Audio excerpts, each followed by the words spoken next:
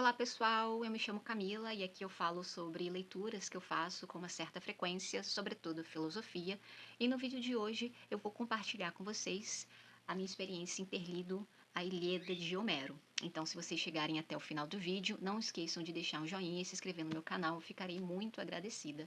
Bora lá então. Hoje eu estou acompanhada de um chazinho. O clima pede, é bem propenso para um chazinho, então pega um cafezinho, um café, uma água, um chá e me acompanha aí nesse bate-papo. Bora lá então. Então, Ilíada foi uma experiência bem enriquecedora. É um poema épico de 15.000 versos, composto por 24 cantos, provavelmente aí datado de 700 antes de Cristo. Então, Ilíada é derivado, a palavra Ilíada vem de Ilion, que significaria cidade de Troia, ou seja, é um poema de Troia. Mas o curioso é que, embora Homero tenha utilizado a Guerra de Troia como um pano de fundo, o que, na verdade, ele nos oferece é um mergulho nas paixões humanas, nos dilemas morais, na questão da escolha e liberdade. Vocês sabem muito bem que a questão da liberdade e destino é algo muito curioso que me chamou muita atenção aqui nesse livro, porque eu já fiz até alguns shorts falando da questão de escolha, será que existe destino, liberdade no universo de Homero. E outra coisa também foi a humanidade entre os inimigos. Lá no finalzinho, naquele canto belíssimo, onde o rei Príamo vai até Aquiles suplicar pelo corpo de Heitor. Então, foi alguns insights filosóficos que eu tive. Eu acho que Ilíada nos traz também um solo muito fértil para discussões filosóficas, tipo de livro que me fez pensar muito, ou é eu que penso demais. Então, ao longo do poema, Homero parece que nos convida a pensar não apenas no heroísmo, mas o que nos torna profundamente humanos, o conflito entre o que nós desejamos e o que o destino parece se impor. Eu utilizei essa edição da Penguin, tradução de Frederico Lourenço, que, aliás, eu gostei muito, não tive muitos problemas, a linguagem e a leitura foi bem fluida. A gente tem aqui também algo que eu gostei, foi a introdução. São mais ou menos 100 páginas, tá, de introdução, é meio que uma leitura de apoio, então você que nunca leu a Ilíada, eu aconselho, de fato, a edição da Penguin, porque a gente tem um acadêmico aqui por Peter Jones, que ele é formado pela Universidade de Cambridge e possui um doutorado em Homero. Ele traz aqui alguns resumos dos primeiros cantos, alguns dados históricos também, e alguns insights para nos ajudar a estruturação do poema, o que a gente deve perceber melhor, os conflitos internos e psicológicos desses personagens. E talvez o mais importante é um índice, um catálogo com todos os personagens, para que a gente não se perca. Então tem a parte dos gregos, e assim também a gente tem a parte dos troianos, e depois a parte dos deuses e a descrição de cada um. Aqui eu vou mostrar como é que é mais ou menos essa introdução para vocês. Vocês podem ver que eu fiz bastante anotação. Por exemplo, o Peter Jones vai falar o seguinte: sua narrativa é estruturada em subdivisões denominadas cantos. O canto 1, sobre a desavença entre Agamenon e Aquiles, expõe a cólera de Aquiles e a sua recusa em participar na batalha. Então, ele meio que ele vai nos ajudar contando resumidamente. E não tem nenhum spoiler aqui, acho que não tem spoiler de clássico, acho que todo mundo conhece mais ou menos essa história. Aqui na página 10, por exemplo, ele fala: como bem observou Aristóteles, Homero decidiu não narrar a guerra de Troia ano a ano, preferindo centrar a ação de seu épico em torno de um único tema, que é o ódio de Aquiles anunciado no primeiro verso do poema, que ocasionou muito sofrimento à sua gente. Então, como indica Homero, em certo ponto, e por fim, a ele próprio. Consequentemente, a Ilíada se distingue por uma rigorosa economia de ação. Quatro quintos dos eventos se desenrola em meros 4 dias e noites. Ou seja, a gente tem um livro aqui, deixa eu ver qual é a página que termina, mais de 700 páginas aqui, falando rapidamente de alguns dias, focando apenas aí nesse acontecimento dos 50 a 51 dias no último ano da guerra, que durou 10 anos. Bom, mas, não sei se vocês sabem, a guerra, os poemas de Homero, eles serviam para educar os gregos daquela época, os jovens daquela época.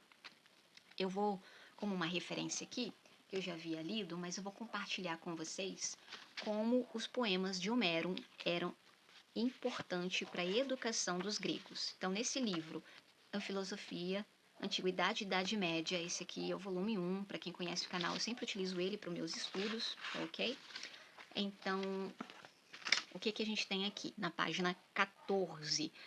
Comecemos pelo primeiro ponto. Anteriormente ao nascimento da filosofia, os poetas tiveram enorme importância na educação e na formação espiritual do homem grego, muito mais do que nos outros povos. A primeira grecização buscou alimento espiritual preponderantemente e nos poemas homéricos, isto é, na Ilíada e na Odisseia.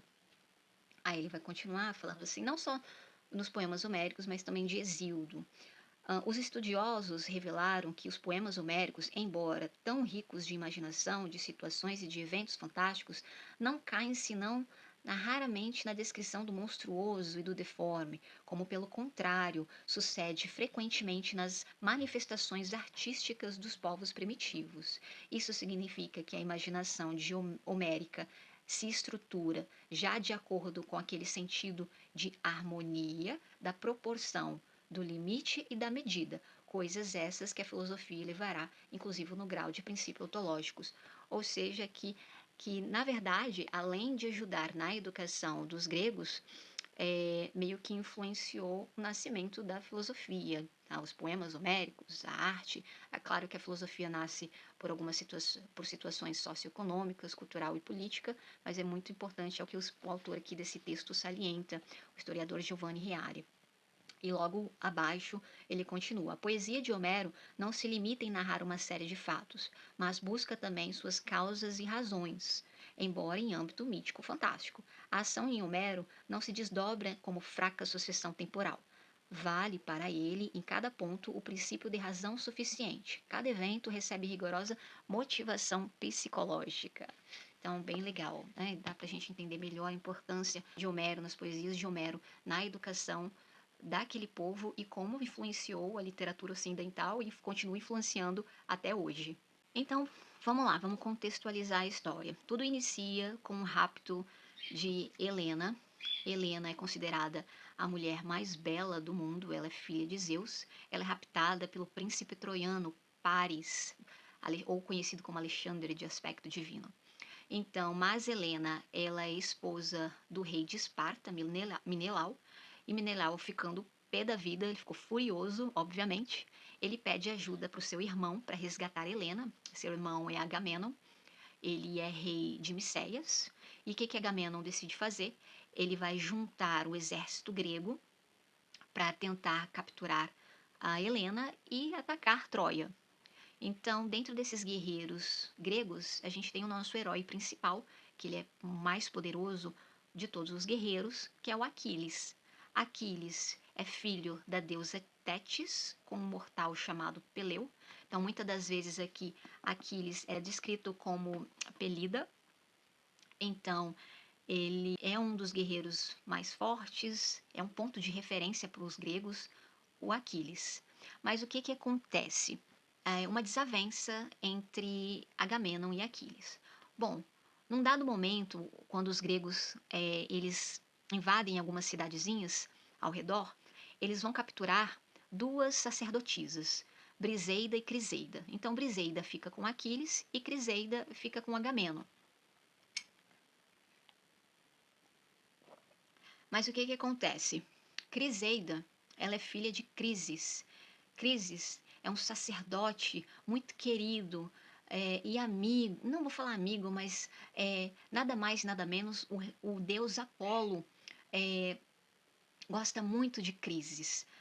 Aí o que acontece? Criseida, que é filha de Crises, foi raptada, então o pai se desespera, vai até Agamenon e pede para que ela seja restituída e suplica para Agamenon para devolver a filha dele, mas Agamenon não faz isso, então ele fala, não vou devolver sua filha, então esquece, isso não vai acontecer. Crises fica desesperado e suplica ao deus Apolo. Deus Apolo gosta muito dele, que ele é um sacerdote que faz muitas oferendas para ele, para Deus Apolo. Aí o que acontece? Apolo começa a matar todos os aqueus, todos os gregos. Aliás, pessoal, os gregos aqui são muitas vezes denominados como aqueus, argivos, ok? E é isso que vai acontecendo. Então, fala, olha, você não vai devolver Criseida para o seu pai? Então, tudo bem. Então, ele começa a disseminar todo o exército grego. Aí, Agamenon não tem o que fazer, né? Tem que devolver a filha para o pai. Mas, diante disso, o que, que ele faz? Agamenon vai até Aquiles e pega Briseida para si, fazendo com que Aquiles foi ridicularizado publicamente, foi desonrado publicamente, porque isso naquela época é muito grave, ser desonrado, ser desonrado já é ruim, mas publicamente pior ainda. Ele contendo, Aquiles contendo a fama que tem, principalmente. O que, que ele decide fazer? Ok, tudo bem, eu não vou mais lutar na guerra, eu vou me retirar. E a partir daí, que esse é o estopim da Ilíada, que os grandes acontecimentos giram em torno da fúria, da ira de Aquiles, mais ou menos isso ocorrendo em 50, 51 dias. Também, para Aquiles também não é uma questão de posse, né, mas sim a de honra. Então, Agamemnon, ao humilhá-lo publicamente, ele fala, ok, também não vou lutar mais. Rapidamente vou mostrar aqui para vocês o primeiro canto. Conta, ó Deus, a cólera de Aquiles, o Pelida, mortífera, que tantas dores trouxe aos aqueus e tantas almas valentes de heróis lançou no Hades, ficando seus corpos como presa para cães e aves de rapina, enquanto se cumpria a vontade de Zeus, desde o momento em que o primeiro se desentenderam o Atrida, soberano dos homens, e o divino Aquiles. Eu acho que Aquiles é apresentado não como um herói idealizado, mas sim como um homem em conflito. Por quê? Se ele escolher ir para a guerra, ele vai morrer cedo, jovem, mas vai conquistar a honra e a fama, que isso naquela época era muito importante para esses guerreiros. Mas se ele escolhe deixar de ir para a guerra, ele vai viver por um longo período, mas vai ser esquecido. Mas então, será que existe o poder de escolha no universo homérico? Ao longo da leitura, o destino, Moira, está presente constantemente.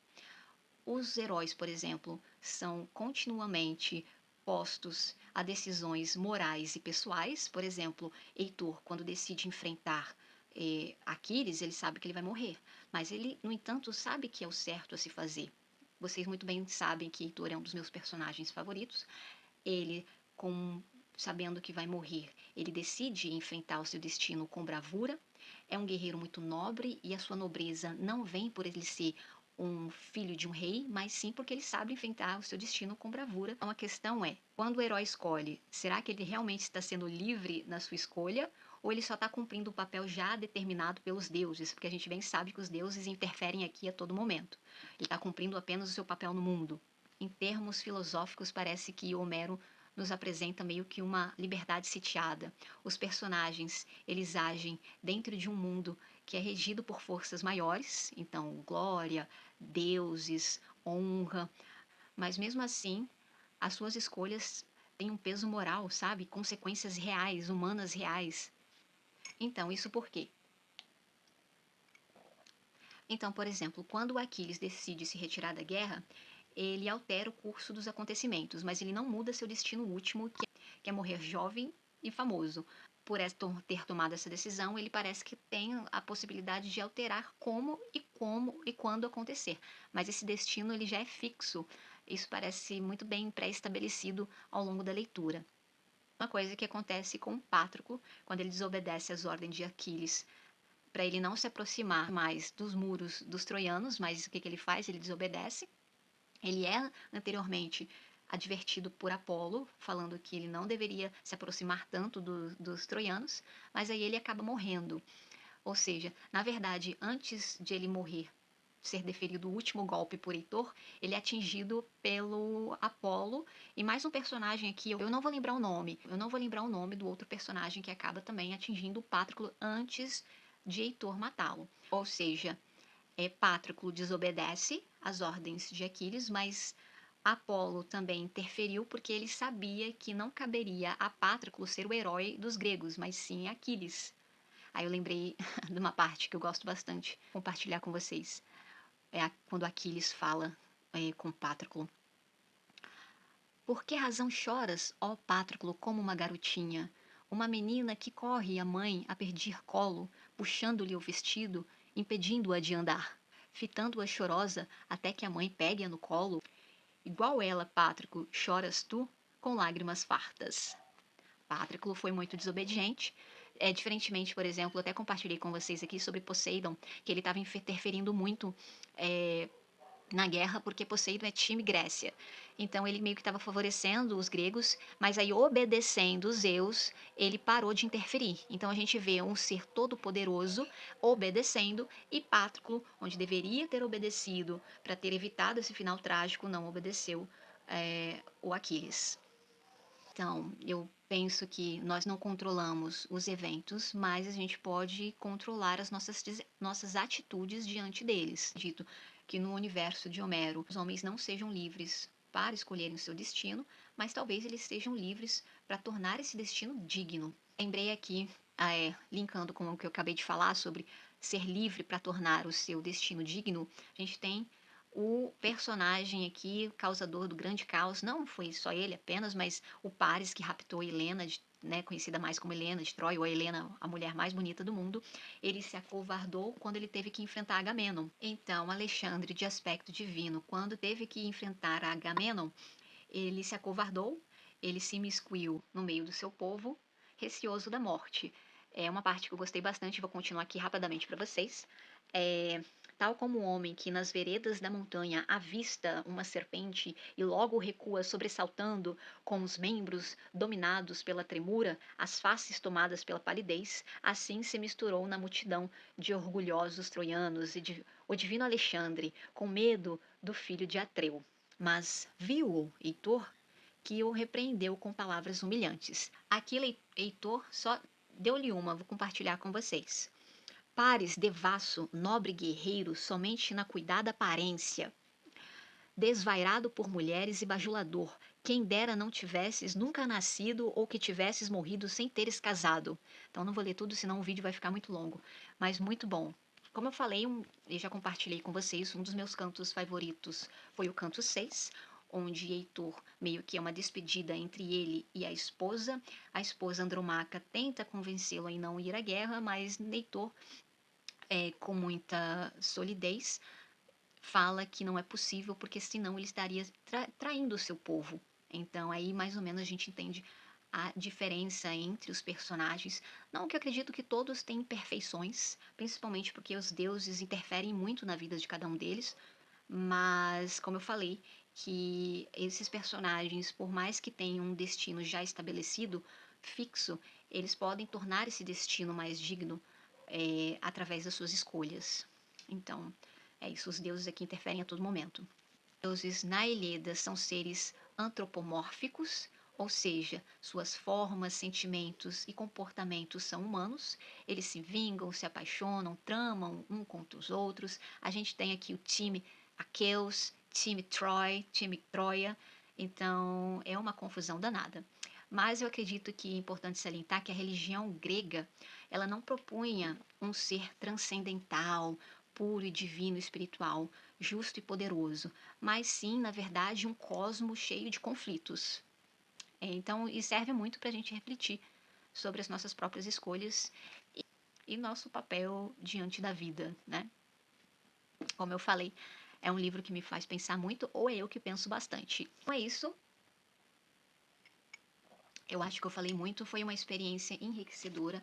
É um tipo de livro, como eu falei, que a gente pode refletir sobre honra e glória na guerra, questões sobre escolha e liberdade, o nosso destino. Será que dentro de um destino fixo a gente tem as nossas escolhas são importantes? E, sobretudo, no finalzinho, que é um dos cantos mais belos, que é a humanidade entre os inimigos. O rei Príamo indo até Aquiles e suplicando pelo corpo de Heitor é fundamental. É de uma humanidade, por mais que Heitor tenha morrido nas mãos de Aquiles, e Aquiles estava muito furioso porque ele matou, foi o responsável, né, em aspas, foi o responsável pela morte de Patroclo, ele mostrou uma grande humanidade, devolvendo o corpo para Príamo para que ele tivesse um funeral mais digno, de acordo com o que se pedia naquela época.